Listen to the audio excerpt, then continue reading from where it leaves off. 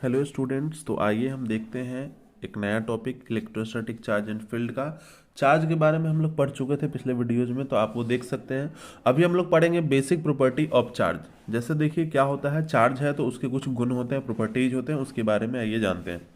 पहला प्रॉपर्टी क्या लिखा हुआ है? पहला लिखा हुआ है कि like charges repel each other and unlike charges attract each other. इसका मतलब होता है कि जो लाइक चार्जेज है, जैसे प्लस प्लस है, माइनस माइनस है, तो ये दोनों लाइक चार्जेज है, तो ये एक दूसरे को क्या करेगा? अट्रैक्ट करेगा, सॉरी रिपेल करेगा। यानी दो प्लस चार्जेज है तो एक दूसरे से दूर भागेंगे, दो माइनस भी है तो एक दूसरे से दूर, क्योंकि दोनों एक ही जैसे हैं। लेकिन अनलाइक चार्जेस, जैसे एक प्लस है एक माइनस है, एक दूसरे को अट्रैक्ट करेगा, या माइनस है प्लस है तो एक दूसरे को अट्रैक्ट करेगा।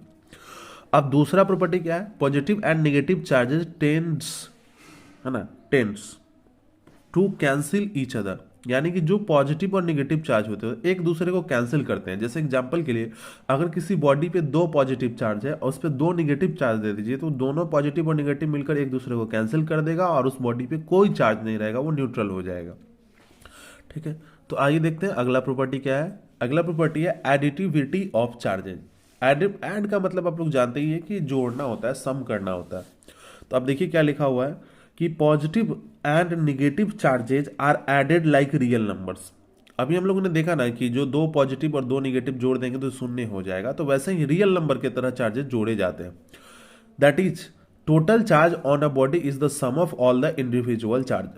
इसका मतलब यह है कि अगर कोई बॉडी पे कुछ चार्जेज हैं, जैसे कुछ प्लस में है कुछ माइनस में है, तो उस पर टोटल चार्ज कितना है, तो सारे चार्जेज को हम जोड़ेंगे और वही क्या देगा? टोटल चार्ज देगा किसी बॉडी पे। यानी कि चार्जेज को जोड़ा जा सकता है। इसका मतलब है कि अगर मान लीजिए किसी बॉडी पे Q1 चार्ज है, फिर Q2 है, फिर Q3 है, तो तीनों चार्ज को जोड़ देंगे तो टोटल चार्ज Q टोटल हमारा मिल जाएगा। जैसे एग्जांपल के तौर पे अगर हम एक क्वेश्चन करना चाहें, ठीक है, तो मान लीजिए कि एक बॉडी पे चार्ज है +3Q, है ना, एक जगह पे। दूसरी जगह पे चार्ज है उस पे +4Q, तीसरी जगह पर -2Q, उसके बाद है -3Q। इतने चार्जेज एक बॉडी पर है, तो टोटल चार्ज उस बॉडी पे कितने होंगे? तो देखिए Q बराबर कितना हो जाएगा? +3Q +4Q +-2Q और +-3Q। तो 3 4 7 7Q प्लस में आ जाएगा और माइनस में 5Q आएगा, तो टोटल चार्ज कितना आ जाएगा? 2Q। तो आपने देखा कि ये रियल नंबर की तरह चार्जेज को जोड़ा गया है। तो यही है गुण चार्जेज का, कि वह रियल नंबर की तरह ऐड हो सकते हैं, और इसी गुण को एडिटिविटी ऑफ चार्ज कहा जाता है। अगला जो गुण है चार्ज का, वह है क्वांटाइजेशन ऑफ चार्ज, है ना। It states that charge is quantized, that is a charge will exist if and only if it is the integral multiple of charge of electron. अब इसको एक सिंपल एग्जांपल से देखिए। अगर आप पेंसिल खरीदने जाते हैं या पेन खरीदने जाते हैं, तो क्या होगा कि आप पेंसिल खरीदने गए दुकान में, तो आप उसको बोलिएगा 1.5 पेंसिल दो, नहीं देगा वो। 1.5 पेंसिल नहीं, या तो एक देगा नहीं तो दो होगा। उसी तरह से जो चार्ज होता है वह एग्जिस्ट अगर किसी बॉडी पर है, यानी किसी बॉडी पर चार्ज है, तो या तो एक चार्ज होगा, नहीं तो दो चार्ज होगा, नहीं तो तीन चार्ज। कभी ऐसा पॉसिबल ही नहीं होगा कि 2.5 चार्जेज हो। तो आप इसको समझेंगे कैसे? जैसे मान लेते हैं कि अगर एक इलेक्ट्रॉन किसी बॉडी पे गया तो उसमें -1 चार्ज आएगा, दो इलेक्ट्रॉन गया तो -2 चार्ज आएगा।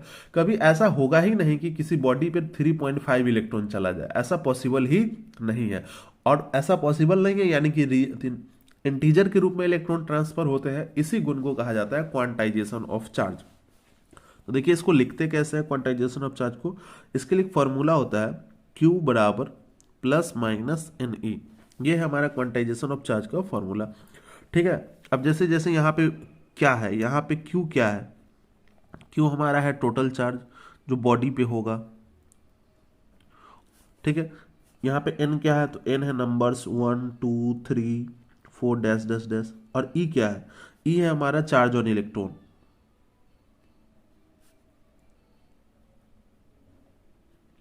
कितना होता है चार्ज ऑन इलेक्ट्रॉन? तो 1.6 गुने 10⁻⁻19 कूलम। तो ये फॉर्मूला देखिए आप, इलेक्ट्रॉन किस में ट्रांसफर होगा? एन के रूप में।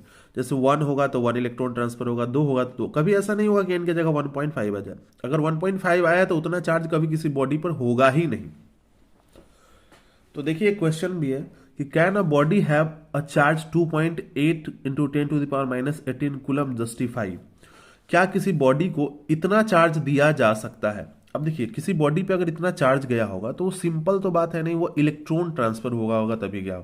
और इलेक्ट्रॉन किस में, इंटीजर के रूप में ट्रांसफर होगा, 1 2 3। तो देखेंगे कि इसको इतना चार्ज देने के लिए कितना इलेक्ट्रॉन ट्रांसफर हुआ है। अगर इलेक्ट्रॉन का संख्या इंटीजर में आया तो हाँ इतना चार्ज दिया जा सकता है, और नहीं आया तो नहीं दिया जा सकता। तो आइए हम लोग इसको सॉल्व करते हैं, सॉल्यूशन करते हैं इसका, चेक करते हैं कि कितना है। यार हमारे पास जो चार्ज दिया हुआ है वो कितना है, तो 2.8 इंटू 10⁻⁻18 कूलम। ठीक है, अब देखिए हम यूज करेंगे using Q equals to n e. तो अब यहां से हमको n का वैल्यू क्या मिल जाएगा, Q बाई ई। ठीक है, अब यहां से n का वैल्यू हमको Q बाई ई मिल गया, तो यहां से n बराबर फिर क्या आप लिख सकते हैं, Q का वैल्यू कितना है, तो 2.8 इंटू 10⁻⁻18 कूलम। ई का वैल्यू कितना होता है, 1.6 इंटू 10⁻⁻19 कूलम। अब -19 ऊपर जाएगा, यानी कि डिनोमिनेटर से कोई भी वैल्यू ऊपर ले जाते हैं तो उसका जो पावर होता है उसका साइन माइनस हो तो प्लस हो जाता है, अब प्लस हो तो माइनस। अब देखो यहाँ 1 पॉइंट डेसिमल है, यहाँ भी है, तो दोनों का डेसिमल खत्म हो जाएगा। 28 इंटू 10⁻18 गुणे 10⁻19, अब बटा क्या आएगा 60। तो ये कट के हमारा आ जाएगा, कितना हो जाएगा, ये 19 में से 18 माइनस हो जाएगा, है ना। तो 28 इंटू 10 बटा 60। यहाँ से जो n का वैल्यू आएगा वो आएगा 280 बटा 16, यानी कि इसको अगर डिवाइड करोगे तो 17.5। अब आप देखो ये n क्या है, ट्रांसफर ऑफ इलेक्ट्रॉन होता है, तो क्या 17.5 इलेक्ट्रॉन ट्रांसफर हो सकते हैं, नहीं हो सकते। तो ये पॉसिबल ही नहीं है चार्ज इतना किसी बॉडी पर होगा। तो अब इसको लिखेंगे कैसे, तो यहां पे लिखेंगे हम as per quantisation of charge. Quantisation of charge के हिसाब से जो n है, n must be an integer. ठीक है, n को क्या होना चाहिए, एकदम इंटीजर होना चाहिए। But here n equal to 17.5, लेकिन n क्या है 17.5, which is not an integer, जो कि क्या है, इंटीजर नहीं है। अगर ये इंटीजर है ही नहीं तो इतना इलेक्ट्रॉन का ट्रांसफर ही पॉसिबल नहीं हो सकता है, इसलिए इतना चार्ज बॉडी पे दिया ही नहीं जा सकता है। देयरफॉर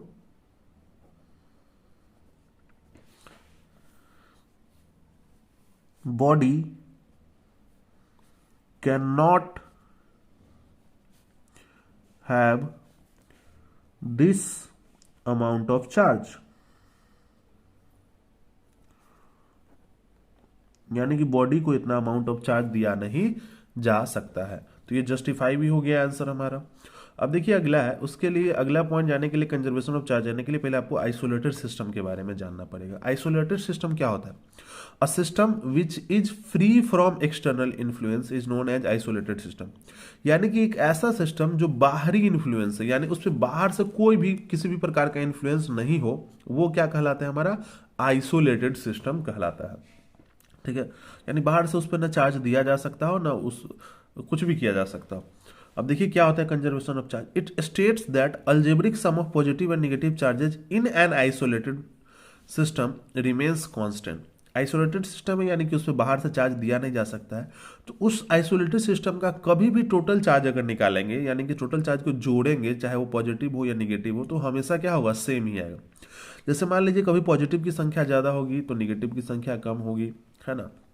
अब पॉजिटिव की संख्या कम हो जाएगी तो निगेटिव की संख्या और कम हो जाएगी, तो फिर क्या होगा कि हमेशा जो ऐड होगा वो क्या होगा, कांस्टेंट आएगा। जैसे मान लीजिए यहाँ पे कि अगर पॉजिटिव में 5Q है और निगेटिव में 2Q है, तो कितना आएगा इस पे 3Q चार्ज। अब पॉजिटिव का चार्ज घट गया, अब ये हो गया 3Q, तो इसका कितना हो जाएगा, निगेटिव 0Q हो जाएगा, फिर हमेशा क्या रहेगा, 3Q ही रहेगा। या मान लीजिए कि बढ़ के हो गया 7Q पॉजिटिव, तो निगेटिव भी भर के क्या हो जाएगा, 4Q हो जाएगा, तो फिर भी क्या आएगा, 3Q ही आएगा। तो हर बार आप देख रहे हो ये आइसोलेटेड सिस्टम है, अगर एक बढ़ेगा तो दूसरा भी बढ़ जाएगा, एक घटेगा तो दूसरा भी घट जाएगा, हमेशा क्या आएगा, सेम ही आएगा। ठीक है, तो उम्मीद करते हैं कि आपको ये प्रॉपर्टीज ऑफ चार्ज अच्छे से समझ में आ गया होगा। अगर एक बार में नहीं समझ में आए तो वीडियो को दोबारा भी आप देख सकते हैं। तो मिलते हैं अगले टॉपिक को लेकर, तब तक के लिए धन्यवाद।